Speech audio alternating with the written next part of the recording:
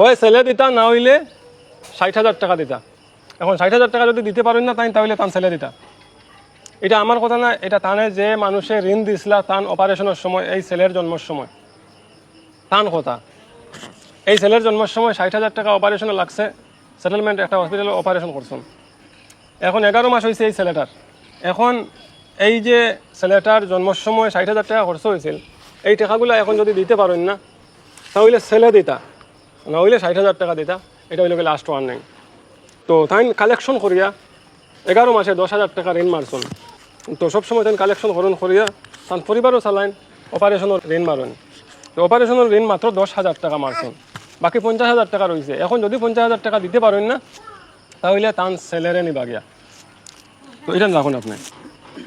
এখন আমার দর্শক ভাই আপনার কাছে তাই আইসন, তানে তুলিয়া ধরার লাগে। যদি আপনার মন চায় যে তানে সাহায্য করলে তান ছেলে তান কাজটাকে হারাইতে লাগতো না, এই কথা মনে করেন যদি, তাহলে তানে 10-20 টাকা করে দিয়া 50,000 টাকার মেল করে দিবা। কারণ অন্তত ছেলেটা তান কুলো থাকবো। তুমি সাহায্য করো, আমি বড় বিপদে তার বাচ্চার বাপ সাইট মারা, আমি তুমি সাহায্য করো। কত টাকা লাগছিল তার অপারেশন? 60,000 টাকা লাগছে, 10,000 টাকা আমি দিছি ভিক্ষা শিক্ষা করে। এখন যদি 50,000 টাকা দিতে পারেন না তাহলে দাম পারি না, বাচ্চা নিবাগে আপনি তুমি সাহায্য করো। এখন আপনার কোনো রেশন আছে নি? কিচ্ছু নাই আমাদের, কোনো কিছু নাই। এই 150 টাকা দিয়ে ঋণ মারতা না রেশন দিতে পারো? 100 টাকা দিয়ে বাড়া যাইব গিয়া, মারা যাইব। যাই হোক, আমরা তার রেশনের একটা ব্যবস্থা করছি।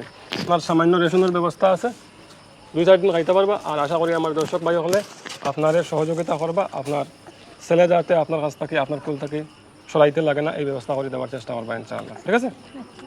আল্লাহ হাফিজ, আসসালামু আলাইকুম।